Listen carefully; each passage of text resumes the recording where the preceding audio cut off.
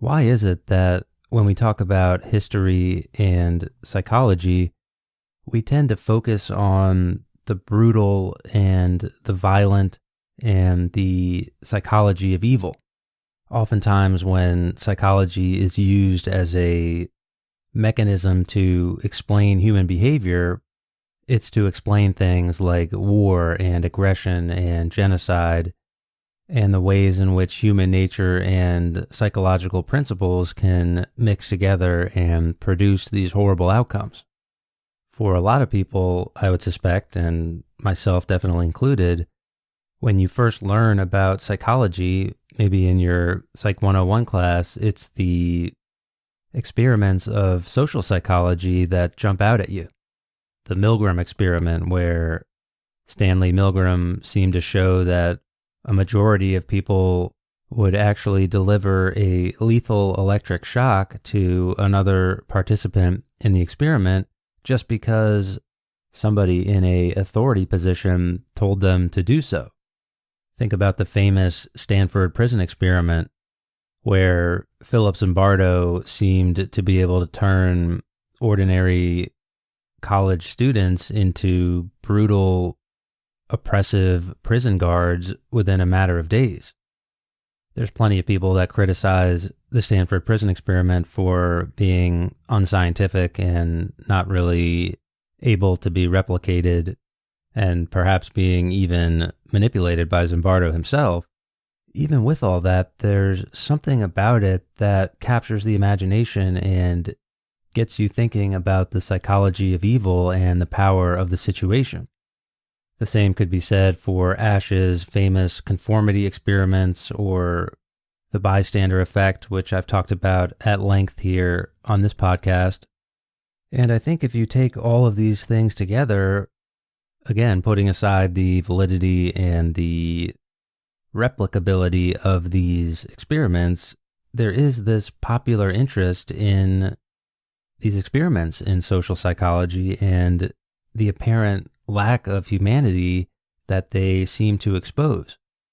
Understanding human beings at their worst is essential if we want to get human beings to be their best.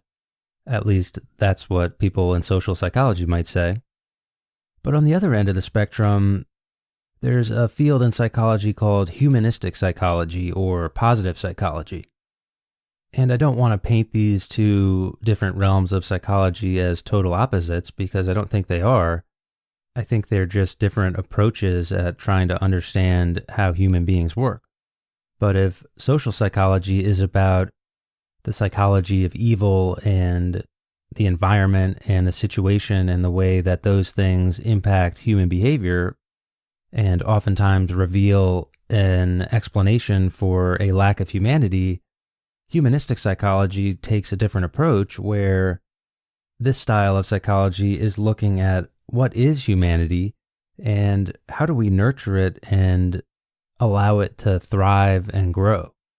If every person is born a seed, then you give it light and you give it water and it grows. If you keep it dark and you smother it and you dehydrate it, then it dies. So where social psychology might analyze the light and the darkness and the water and the effect that has on the seed, humanistic psychology or positive psychology might analyze the seed itself and determine the best way that it can get to the light and the water and what else it might need in order to grow.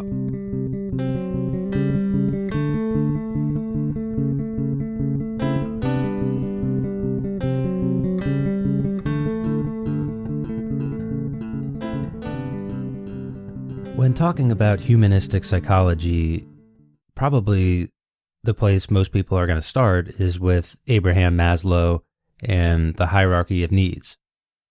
I'm sure most people are familiar with this from their high school psychology or sociology class, and if you're not, I recommend you just give it a Google and check out the diagram that's sure to pop up. But at any rate, Maslow was one of the first and probably the most influential humanistic psychologists. He was born in 1908. He lived through World War I and the Great Depression and World War II.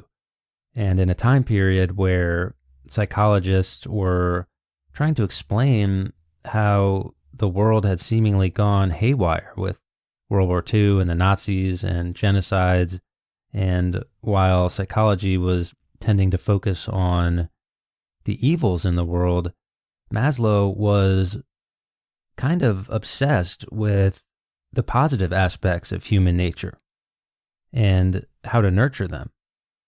He never actually drew a pyramid or a hierarchy, and he never actually technically put this hierarchy of needs together, but after his death, this hierarchy of needs from all of his ideas was sort of put together, and it's really his lasting impact and his legacy. The hierarchy of needs is about what human beings need in order to be their best self and fulfill their potential. At the bottom of the pyramid are the basic needs, the physiological needs that Maslow would describe as food and shelter and sustenance, nutrition. The idea is if you don't have that, and if you don't have basic safety from random violence or starvation or whatever else might be impacting you, it's going to be very hard to achieve your potential. Above these safety and physiological needs, there are more of the higher needs that humans have on the hierarchy. The need that all humans have for belonging and love and friendship and self-esteem, feeling like you matter in the world. And once you have those basic safety and nutritional needs and those psychological needs met, the basic understanding is now at the top of the pyramid, you're ready for self-actualization, being creative, reaching your potential, going out in the world and making it a better place. Maslow believed that these needs that all human beings have are universal, that in general, human nature is positive and good. It's only when these needs are not met that evil happens and bad things begin to spiral out of control. If all of this stuff is starting to sound a little bit hippie and a little bit naive and perhaps a little bit unrealistic, you wouldn't be alone. Again, throughout history and throughout the history of psychology, we seem to tend to focus on the bad things, the violence, the brutal, and we often dismiss this positive stuff as not being consistent with the gritty brutality of the world. I like to make the analogy that humanistic psychology is like romantic comedies, whereas social psychology is the gritty dramas. You don't see a lot of romantic comedies being nominated for Academy Awards, and it's not hard to figure out why. We don't want to see people living happily ever after and getting what they want right away. We want to see the struggle. There's something about human psychology that values that struggle and values watching people endure through it. But when you think about it, why is that? Could there be a paradox there? Couldn't we just always value the positive and the happiness and the things that lead to people realizing their full potential? What would a whole society doing that actually look like? For some, that's pie-in-the-sky nonsense, but for Abraham Maslow and generations of humanistic psychologists that came after him, it's not. Psychologist Scott Barry Kaufman is leading the charge for the resurgence of humanistic psychology in the modern day. He's recently written a book called Transcend. In it, he synthesizes much of the psychological research that's out there, the modern psychological research, and he applies it to Maslow's hierarchy of needs. Ultimately, he updates the hierarchy of needs with all of these scientific discoveries and the psychological research, and he creates his own metaphor for humanistic psychology. Kaufman's metaphor is a little bit different than Maslow's hierarchy of needs, but a lot of the same ideas are present. For Kaufman, think of humanity as a sailboat. On the lower level of the boat is the nuts and bolts, the wood that creates the ship itself, the actual boat that allows you to float on water. This boat, according to Kaufman, is made up of safety needs, connection needs, and self-esteem needs, a little bit similar to the bottom rungs of Maslow's hierarchy of needs. Kaufman calls these the security needs: safety, connection, and self-esteem. He argues that once these basic security needs are in place and being met, then it's possible to reach higher levels of human potential. So for him, this would be the sail of the sailboat, which is made up of the growth and potential and self-actualization needs of exploration, love, and purpose. If those growth needs are met, then the ship as a whole can sail where it wants, and the metaphor of the human being reaching its full potential and doing whatever it wants to do is there. Now, Kaufman emphasizes that this hierarchy of needs sailboat metaphor is not a video game. So it's not like you start at the bottom with the safety needs, and then once you achieve those, you level up to the connection needs, and then once you get that, you level up to the next level. It's still possible to love and experience this feeling of exploration and being creative and reaching your potential if you live in an unsafe environment or if you don't have connection. It's possible, it's just harder to do. That being said, the first level of the sailboat, the bottom rung of Kaufman's sailboat metaphor, is safety. I think this one is pretty self-explanatory. Living in a chaotic or unpredictable or dangerous environment isn't healthy for humans, and we have tons of evidence to back this up. Whereas living in a healthy and loving and coherent environment really does matter for the growth and the development of individuals. Think about just being hungry.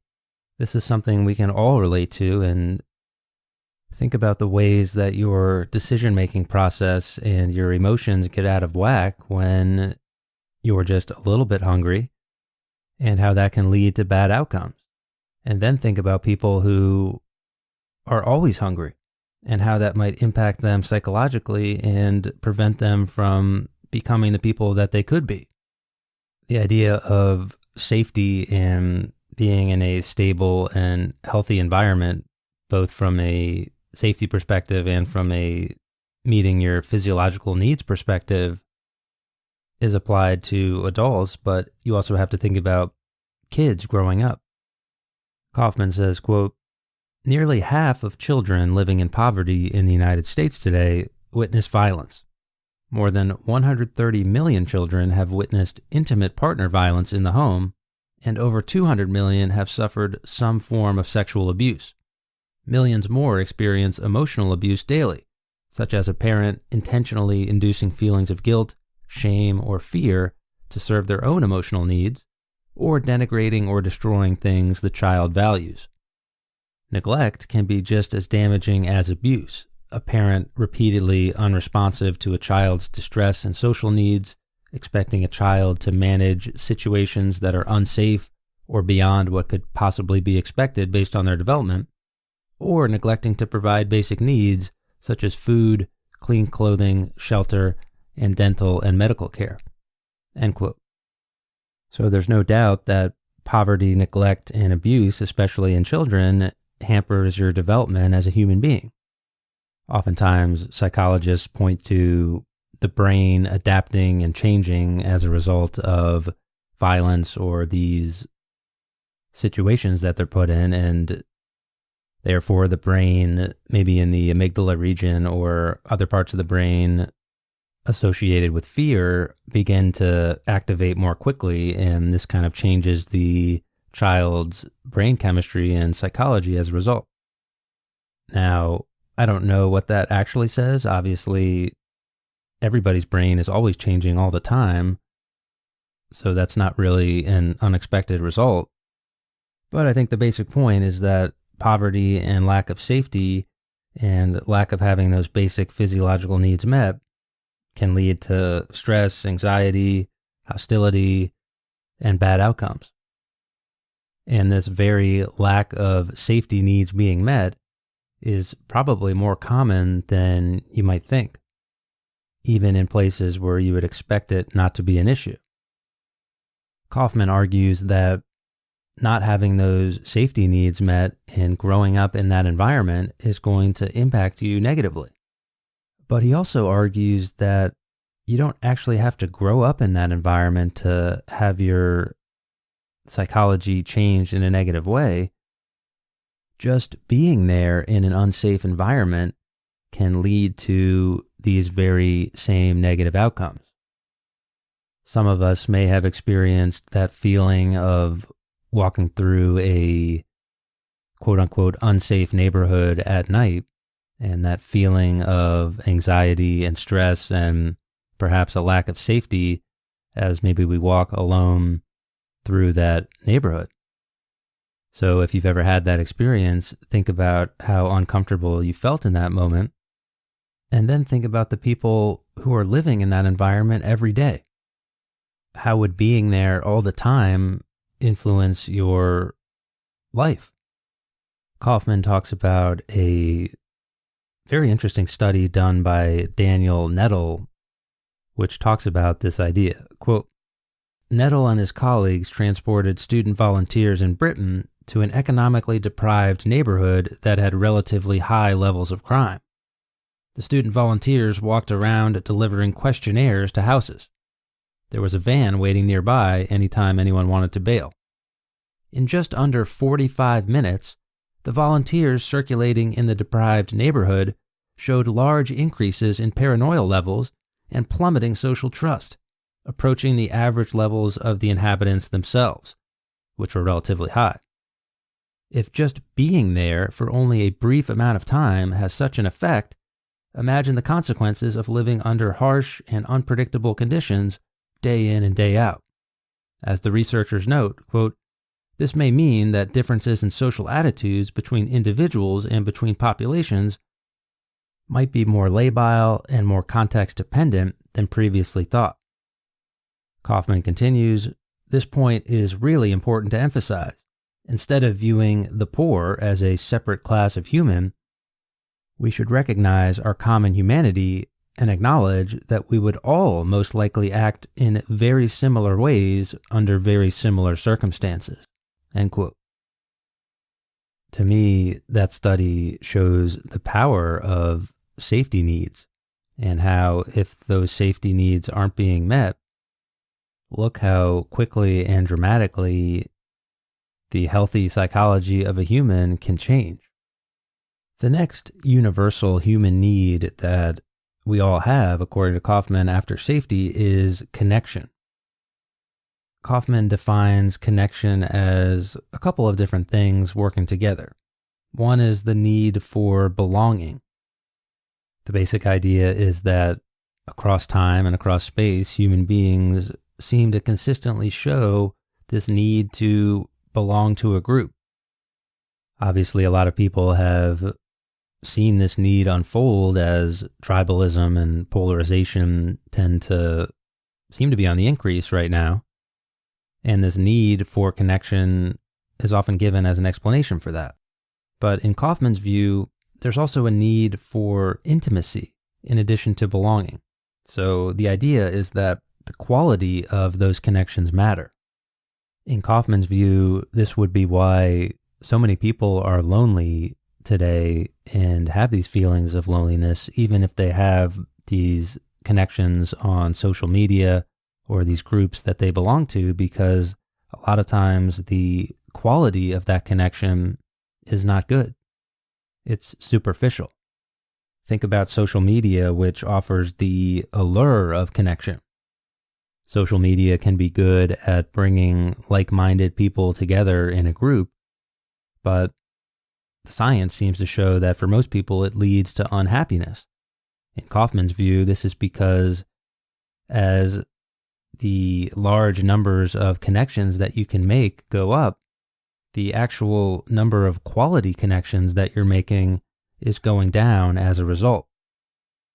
Probably the most famous study in psychology related to this idea of connection is Harry Harlow's infant monkey experiments. Now, this is one of those old school experiments that, if done today, would probably be seen as unethical, but the results are interesting. Kaufman describes the experiment saying, quote, "Interested in the effects of maternal deprivation of love and affection, Harlow embarked on his now famous experiments on infant monkeys. He placed the infants in a cage and presented them with two very different mothers. One mother was made of bare wire and could give milk through an attached bottle. The second was made of soft terry cloth and looked soft and cuddly, but was not capable of providing milk. The responses of the monkeys were quite striking. Whenever they experienced anxiety, they ran straight to the cloth monkey and clung to her for support. Not only did they calm down when near their cloth mother, they also became braver. In one set of studies, Harlow placed a menacing metal robot with flashing eyes and large teeth in the cage. After clinging to the cloth mother for support, the monkeys ventured forth to confront the scary robot. The findings were highly influential and demonstrated the importance of physical touch and reassurance in social development. Harlow's further research, including thousands of carefully controlled experiments, were likewise revelatory about the effects of a repeated lack of affection. He found that while infant monkeys could technically survive without a real mother, as long as food was provided, they grew up missing fundamental social skills, such as not being able to get along with the other monkeys. They also experienced sexual difficulties once they grew into adulthood. The females displayed little affection toward their own offspring, rarely touching them or serving as a source of reassurance. Often they were abusive toward their children, hitting and biting them." End quote. I think it's important to note that human beings are not monkeys, and just like with a lot of these experiments in psychology and other social sciences, you don't necessarily want to use these experiments to explain how the world works with 100% certainty, but I do think they show something interesting. In this case, I think it shows that connection is important. It is a universal human need, the need to belong, the need to connect with people, and the need to have those connections be real and nurturing. What's the famous saying that the child who's ignored by the village ends up burning it down? Something like that. Anyway, Kaufman summarizes the importance of connection, saying, quote, "The science is clear. Social connection is not a reflection merely of the expansiveness of your social networks, your popularity, or the number of people you know. The need for connection is most likely to be satisfied when we have secure, stable, and intimate connections with at least a few people in our lives. When we feel secure and satisfied in our relationships, we are much more likely to develop a stable sense of self-worth and mastery. However, when our need for connection is severely thwarted, we tend to display a much more insecure need for belonging and care, much more about status and popularity." End quote. The last universal need that makes up the base of Kaufman's sailboat metaphor is self-esteem. So the three security needs again are safety, connection, and now self-esteem. Kaufman defines self-esteem as basically having two components. One is self-worth. Am I a good person with social value, or am I not a good person that doesn't have any social value? The second component is mastery. And he defines this basically as being a intentional person who can bring about your desired goals by exercising your will. Do you believe that you have agency, control over the things that you're doing? So self-esteem is basically about, do you feel like you're in control of your life, and do you feel like you're doing good things and important things with your life and the people around you? According to Kaufman, self-esteem is maybe the biggest correlation with life satisfaction. Low self-esteem correlates strongly with depression and other negative outcomes, but it's also important to note that high self-esteem can also lead to bad outcomes. So like a lot of these universal needs that Kaufman is talking about, whether it's safety or connection or self-esteem, oftentimes these things exist on a little bit of a spectrum. Too much safety or too much self-esteem would be bad, in the same way that too little of it would also be bad. So think about safety. If you were just totally obsessed with being safe and being comfortable and having a predictable environment, you would probably be some sort of hoarder with bulletproof windows and a safe room and, enough canned tuna to make it through the apocalypse. And you could live that way, but it's probably not going to result in you reaching your full potential as a human being. Self-esteem works in the same way. Too little of it, and you're going to have potentially a correlation with depression and these other issues, but too much of it, and you're going to be a total narcissist. Narcissism is its own interesting thing that society has had to deal with in interesting ways over the course of the last couple of years. But I guess the point is, with self-esteem, there is this Goldilocks area in the middle where you want to have healthy self-esteem and you want to feel like you're in control of your environment and you're making the world a better place. And that's going to be an important need that seems to be common throughout people. All of this being said, if Scott Barry Kaufman is right about the universality of security needs, which he identifies as safety, connection, and self-esteem, if he's right that these needs probably need to be met before reaching the sort of higher needs of exploration and love and purpose, or I guess I should say those security needs, making it easier to access those greater needs, which allow you to flourish as a human being and reach your maximum potential well-being.